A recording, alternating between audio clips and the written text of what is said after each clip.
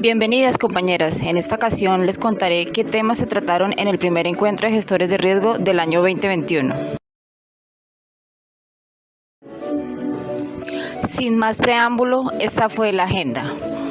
Punto 1. Informe de eventos a través de Power BI. Punto 2. Casos de materialización de eventos relevantes. 3. Invitado especial, alineación de gestión de riesgos con experiencia de servicio. 4. Invitado especial, el ABC de las amenazas cibernéticas para que el próximo no seas tú o nosotras. 5. Resultados y expectativas del programa.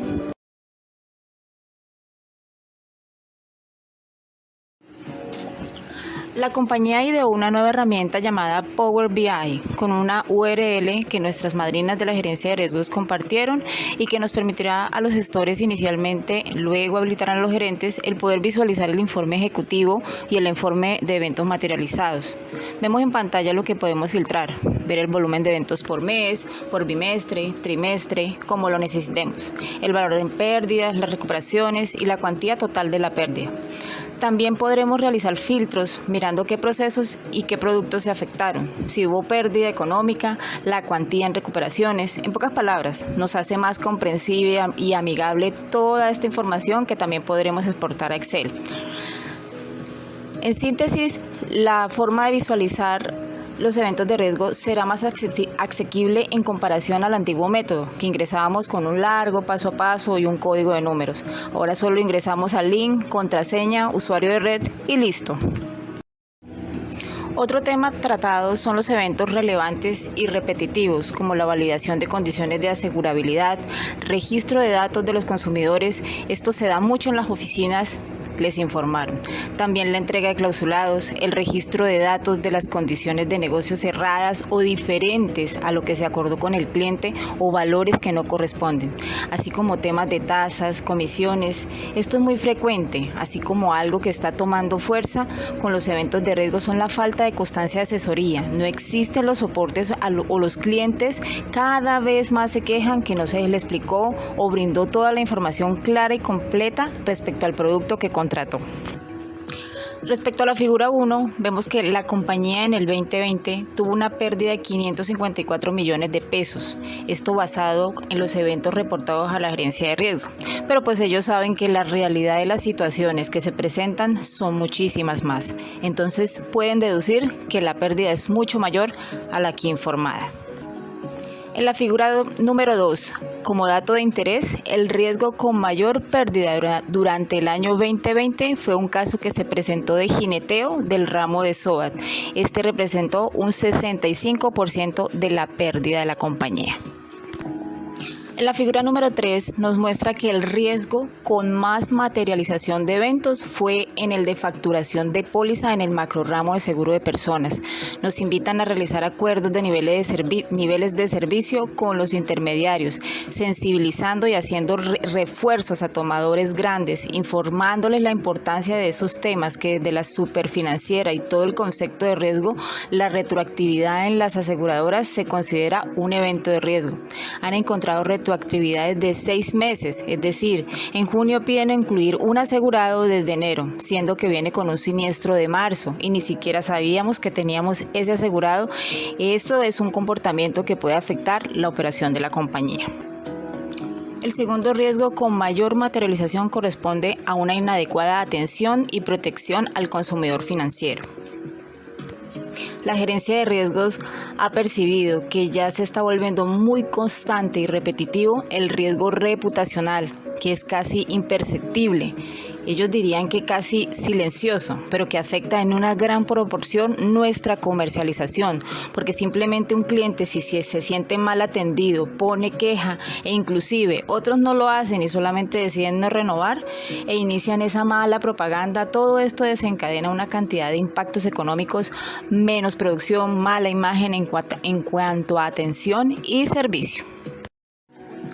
Pasando al punto 3, en la reunión estuvo de invitado especial la gerencia de servicio al cliente, que se hizo una alineación de gestión de riesgos con la experiencia de servicio, cuyo objetivo es Brindar a la organización una visión del cliente 360 grados mediante estrategias orientadas a la identificación de la percepción del servicio al cliente, con el fin de movilizar a las áreas y aliados estratégicos en pro de diseñar experiencias extraordinarias que permitan prestar un servicio diferenciador para lograr atraer, retener y fidelizar a los clientes. Y pues este objetivo trae riesgos como el reputacional. Es muy importante ese voz a voz que se genera en nuestros clientes y que por medio de mecanismos electrónicos, redes sociales, cuando se habla mal de una marca, esa información invade y llega en cuestión de minutos a muchos usuarios. Por eso es un riesgo que diariamente lo vivimos mucho. Aquí podemos observar un estadístico que la Gerencia de Servicio al Cliente nos muestra de las PQRs durante el año 2020. Estas se reciben por diferentes medios de la compañía y se recibieron en total 7.852 PQRs. De esas 7.852, 37 son felicitaciones, 6.552 son peticiones y 1.263 corresponden a quejas. Y de esa cantidad, las agencias atendimos 861, que corresponde al 11% de atención frente a la compañía, y que para ellos, servicio al cliente, es muy valioso ese apoyo que podemos brindarles. Los principales motivos de queja que nos muestra la Gerencia de Servicio al Cliente, y vamos a ver ese 80-20 que los clientes manifestaron a través de las PQRs. Recuerden que el 80-20, según la ley de Pareto, es ese 80% de las consecuencias proviene del 20% de las causas. Los principales motivos de queja son: contratación-emisión, que corresponde al 43.22%, seguimiento y fidelización, 13.56%, inadecuada atención al consumidor financiero, con el 13.56%, y ocurrencia del siniestro, 8.47%. Las diferentes tipologías del más repetitivo de 43%, contratación-emisión, corresponden a demoras o no entrega a la póliza y documentos asociados, diferencias en producto expedido frente al solicitado o cotizado, incumplimiento contractual, demora en servicio requerido para la emisión de la póliza, demora en la vinculación, expedición de la póliza, no entrega de paz y salvo, error o falta de claridad en las cláusulas de las pólizas. Recuerden que todo esto son cifras del 2020. Los principales motivos de peticiones, y vamos con el 80-20, que si bien no son inconformidades de los clientes, podemos evidenciar que el 35% corresponden a esas consultas de estados de pólizas, como cancelación, revocación de la póliza, renovación de la póliza, cuyo mayor porcentaje está concentrado en la cancelación de las pólizas, y nos hacen un llamado a analizar el motivo del por qué los clientes están cancelando. Nos dicen que a través de las PQRs han evidenciado, por ejemplo, cuando un cliente solicita la cancelación, algunas agencias lo único que responden es que envíe la carta formal solicitando la revocación de la póliza, adjuntando el paz y salvo. No existe un asomo de preocupación o interés de hacer algo por brindarle otras opciones, y en general no hacen nada por retener ese cliente. Esa es la percepción que tienen ellos. ¿Qué origina un riesgo? En las cotizaciones, entregar información errada, omitir coberturas, no suministrar información clara, suficiente y oportuna, producto, precio, asistencias, inadecuada atención al consumidor financiero. En cuanto a la suscripción, falta de calidad en la emisión de la póliza, no realizar el seguimiento a las renovaciones adecuadamente, falta de análisis en las renovaciones de los negocios, entrega oportuna de la póliza, anexos y clausulados. En cuanto a siniestros, falta de claridad en el proceso de un siniestro, falta de seguimiento, información suficiente, clara y oportuna. En las asistencias, desconocimiento de las coberturas de asistencias, falta de capacitación a la fuerza de ventas. Los riesgos en la administración de las PQRs. Los riesgos más comunes son el no cumplimiento de la norma 1328 del 2009, que tiene por objeto establecer los principios y reglas que rigen la protección de los consumidores financieros en las relaciones entre estos y las entidades vigiladas por la Superintendencia Financiera de Colombia. El que tanto hemos hablado, el riesgo reputacional. Otro riesgo es no responder de manera clara, sencilla, oportuna todas las pretensiones, garantizar la entrega de la respuesta al cliente, correo certificado o físico o electrónico, enviar información de otros asegurados. Se ha presentado y nos informaron que creo que hubo un error, que enviaron una comunicación, por ejemplo, al señor Pepito Pérez, siendo la comunicación dirigida y con información de otra persona diferente a él. Entonces es otro riesgo en la administración de las PQRs y las multas y las sanciones a las que la compañía se ve expuesta. Los riesgos materializados para el año 2020 fueron los más repetitivos: inadecuada atención y protección al consumidor financiero por Digitex y Andi Asistencia, 233 casos; inadecuada atención y protección al consumidor financiero recibido por funcionarios de la compañía; incumplimiento de los requerimientos normativos, 9 casos; e incumplimiento a las disposiciones de seguridad de la información, 3 casos. Vamos con el punto 4, el ABC de las amenazas cibernéticas para que la próxima víctima no seas tú o nosotros. Aquí nos acompañó el invitado especial proveedor Multisoft, el ingeniero Rodolfo González Triana, que nos habló de las amenazas más comunes como ataque a contraseñas, ingeniería social, phishing, wishing, smishing, spam, fraudes online, redes trampa, ataque a las conexiones, man on the middle, ataques por malware y medidas de protección que nos recomiendan. ¿Cuál es el objetivo de los ciberataques? Los ciberdelincuentes se encuentran siempre al acecho de nuevas formas con las que atacarnos a los usuarios, aprovechándose de nuestro desconocimiento o vulnerabilidades en nuestras defensas. Sus objetivos son muchos y pueden tener distintas consecuencias para el usuario. Por ejemplo, cuando hacen ataques a contraseñas, su objetivo siempre será conseguir información almacenada en nuestras cuentas, dependiendo si se trata de un correo electrónico con el que obtienen datos personales y contactos, una red social con la que pueden suplantar nuestra identidad, o datos bancarios con los que pueden llevar a cabo transferencias a sus cuentas. Ellos utilizan dos formas: la fuerza bruta y ataque por diccionario. La fuerza bruta, ¿cómo funciona? Consiste en adivinar nuestra contraseña a base de ensayo y error. Los atacantes comienzan probando diferentes combinaciones con nuestros datos personales. En caso de conocerlos por otras vías, luego continúan haciendo combinaciones de palabras al azar, conjugando nombres, letras y números hasta que dan con el patrón correcto y entran a nuestra información. La otra forma que ellos utilizan a las contraseñas, de ataque a contraseñas, es ataque por diccionario. ¿Cómo funciona? Los ciberdelincuentes utilizan un software que tiene forma automática de averiguar las contraseñas. Para ello realizan diferentes comprobaciones empezando con letras simples como la A, doble A minúscula o triple A mayúscula, y progresivamente van combinando las palabras más complejas. ¿Cuáles son las malas prácticas en las que no debemos incurrir?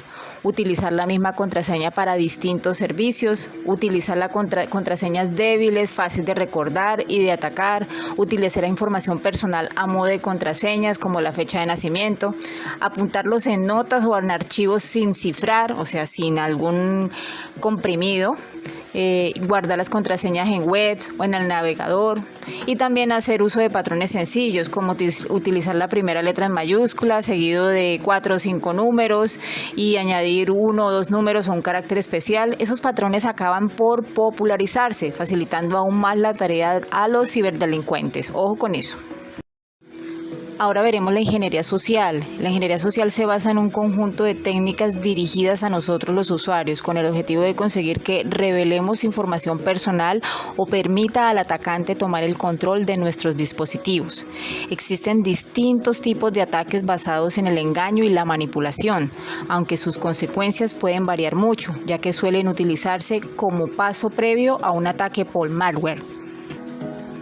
Ahora phishing, wishing y smishing. Se trata de 3 ataques basados en ingeniería social muy similares a su ejecución. El ciberdelincuente enviará un mensaje suplantando a una entidad legítima, como puede ser un banco, una red social, un servicio técnico o una entidad pública, con la que nosotros nos sintamos muy confiados o relacionados para lograr su objetivo. Eso utilizan ellos. Estos mensajes suelen ser de carácter urgente o atractivo para evitar que apliquen el sentido común y no lo piensen 2 veces. Entonces, básicamente el phishing se basa en los correos electrónicos, redes sociales o aplicaciones de mensajería instantánea. El wishing se lleva a cabo mediante llamadas de teléfono y el smishing es el canal utilizado con los mensajes de texto.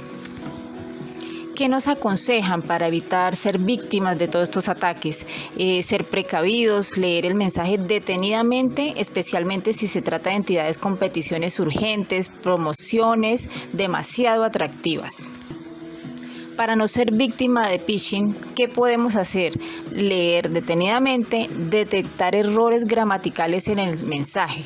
Si se trata de un asunto urgente o acerca de una promoción muy atractiva, es muy probable que se trata de un fraude. Revisar que el enlace coincida con la dirección a la que apunta y en cualquier caso debemos ingresar a la URL, nosotros directamente en el navegador sin copiar ni pegar. Comprobar el remitente del mensaje o asegurarnos de que se trata de un teléfono legítimo. Y esto es muy importante, no descargar ningún archivo adjunto y analizarlo previamente con el antivirus. En caso de phishing, no debemos descargar ningún archivo que nos haya solicitado el atacante, ni ceder el control de nuestro equipo por medio de algún software de control remoto. Puede ser TeamViewer. No contestar nunca el mensaje y eliminarlo para el caso de los smishing. Aquí nos muestran un ejemplo de phishing. También nos compartieron una URL para detectar páginas falsas. La página para detectar páginas falsas es https://www.virustotal.com. Tenemos un caso de una página como usurpada, la de Catronics. La real es www.catronics.com. La colocamos en nuestra página y dice que ningún proveedor de seguridad ha marcado esta URL como maliciosa, es decir, que podemos acceder a ese link y hacer transacciones sin ningún problema porque sabemos que es la página original del sitio de ese ente comercial. Y aquí vemos la página falsa, la que estaban utilizando para robar y hacer transacciones indebidas, www.catronicscolombia.com. La colocamos en nuestra URL, virustotal.com, y nos dice que 5 proveedores de seguridad marcaron esta URL como maliciosa. Con el hecho de que esta página nos marque con un solo proveedor nos marcó esta página como maliciosa, no es seguro ni seguir navegando, ni mucho menos hacer transacciones comerciales en esa página. Bueno, ahora vamos a ver los spam, cómo funcionan. Consiste en el envío de grandes cantidades de mensajes o envíos publicitarios a través de internet sin haber sido solicitados, es decir, se trata de mensajes no deseados. La mayoría tiene la finalidad comercial, aunque puede haber los que contengan algún tipo de malware. ¿Cómo se propagan estos spam? El canal más utilizado sigue siendo el correo electrónico, pero se sirve de cualquier medio de internet que permita el envío de mensajes, como las aplicaciones de mensajería instantánea o las redes sociales. ¿Cuál es la recomendación para protegernos de los spam? Es nunca utilizar la cuenta de correo electrónico principal para registrarnos en ofertas o promociones por internet. Además, es fundamental configurar el filtro anti-spam para evitar la recepción de este tipo de mensajes. Otros medios como las redes sociales también cuentan con medidas de protección similares, pero lo mejor es ignorar y eliminar todo este tipo de mensajes. Los fraudes online, ¿cómo funciona? La ingeniería social está utilizando frecuentemente para llevar a cabo todo tipo de fraudes y estafas online, con las que engañarnos a los usuarios para que revelemos nuestros datos personales o con las que obtener un beneficio económico a nuestra costa. Existen una gran variedad de fraudes y sus objetivos y medidas de protección puede variar de un tipo a otro. Para aprender e identificarlos y actuar ante ellos, la OSI pone a nuestra disposición una guía para aprender a identificar fraudes online, donde se concluye falsos préstamos, tiendas online fraudulentas, falsos alquileres, falso soporte técnico, sextorsión y muchos otros. Las redes trampa. ¿Cuál es el objetivo de las redes trampas? Es conseguir robar nuestros datos cuando accedemos a una cuenta bancaria, redes sociales o correo electrónico pensando que estamos llevando a cabo una conexión segura. El ciberdelincuente puede llegar a tomar control sobre nuestra navegación accediendo a determinadas web fraudulentas o muy similares al original, preparadas para el engaño o para la infección por malware. ¿Cómo funciona la red trampa? Es la creación de redes Wi-Fi falsas. Es una práctica muy sencilla y muy utilizada por los ciberdelincuentes. Consiste en la creación de una red Wi-Fi gemela a otra, legítima y segura, con un nombre igual o muy similar al original, que crean utilizando software y hardware. Luego la configuran con los mismos parámetros que el original, esperando que nos conectemos a esta. Estas redes son muy usuales en las redes Wi-Fi públicas, donde hay una gran afluencia de usuarios, de modo que su red falsa puede pasar desapercibida y engaña al mayor número de víctimas posibles. ¿Cómo nos podemos proteger? Aprendiendo a identificar esas redes Wi-Fi falsas. Por ejemplo, el primer indicativo es que existen dos redes con nombres iguales o muy similares, o por ejemplo, que añaden la palabra gratis. Si las webs a las que accedes tras conectarte solo utilizan el protocolo HTTP y no tienen la S de seguridad, debemos desconectarnos inmediatamente. También es probable que estas redes estén abiertas o que permitan introducir cualquier contraseña. Otra medida preventiva es desconectar la función del dispositivo móvil para conectarse automáticamente a otras redes. Finalmente, como protección, no es recomendable utilizar este tipo de redes cuando vamos a intercambiar información sensible como nuestros datos bancarios. Otra muy usual son los ataques a las conexiones, ataques a cookies. ¿Cómo funcionan? Las cookies se envían entre el servidor de la web y nuestro equipo, en páginas con protocolos HTTP. Este intercambio puede llegar a ser visible para los ciberdelincuentes. Los ataques a las cookies consisten en el robo o modificación de la información almacenada en una cookie. Los cookies son pequeños ficheros que contienen información de las páginas web que hemos visitado, o sea, como nuestro historial, así como otros datos de navegación, como pueden ser los anuncios vistos, el idioma, la zona horaria, si hemos proporcionado una dirección de correo electrónico, etc. ¿Cómo nos podemos proteger a estos ataques a las conexiones o a nuestras cookies? Mantener actualizado el navegador, eliminar cada cierto tiempo los datos de navegación, revisar detenidamente las notificaciones o mensajes que aparezcan al acceder en una web antes de aceptarlos. A la hora de intercambiar información sensible o datos confidenciales o muy personales, es mejor utilizar el modo incógnito, no guardar contraseñas dentro del navegador y utilizar gestores de contraseñas en su lugar. Otro ataque cibernético muy utilizado es el man on the middle, hombre en la mitad. ¿Cómo funciona? Es el atacante que se sitúa entre nosotros y el servidor con el que estamos comunicándonos. ¿Cuál es su objetivo? Interceptar, leer o manipular los datos intercambiados como mensajes, credenciales, transferencias económicas. Generalmente el atacante monitoriza nuestra actividad online y registra la información que más le interesa. ¿Cómo podemos protegernos de este hombre en la mitad o man on the middle? La primera norma es no conectarnos nunca a redes públicas. Es recomendable mantener nuestro dispositivo y software instalado o actualizado a la última versión y crear contraseñas robustas. Otros son los ataques por malware, como los virus, backdoors, spyware, apps maliciosas, troyanos, ransomware, keyloggers y adware. Por ejemplo, los virus, estos están en la categoría de los malware y están diseñados para copiarse a sí mismos y propagarse a tantos dispositivos como les sea posible. Los backdoors, una vez se instalan en el sistema, permitirá al ciberdelincuente tomar el control del equipo de forma remota. Suelen utilizar para infectar a varios dispositivos y formar una red zombie o botnet. El spyware, se instala en nuestro equipo y comienza a recopilar información supervisando toda su actividad para luego compartirla con un usuario remoto. También es capaz de descargar otro malware e instalarlos en nuestro equipo. Las apps maliciosas, estas se hacen pasar por aplicaciones legítimas o tratan de emular a otras aplicaciones de éxito. Una vez instaladas en el dispositivo, nos pedirán una serie de permisos abusivos o por el contrario, harán un uso fraudulento de dichos permisos. Los troyanos, estos suelen camuflarse como un software legítimo para infectar nuestro equipo o a través de ataques de ingeniería social.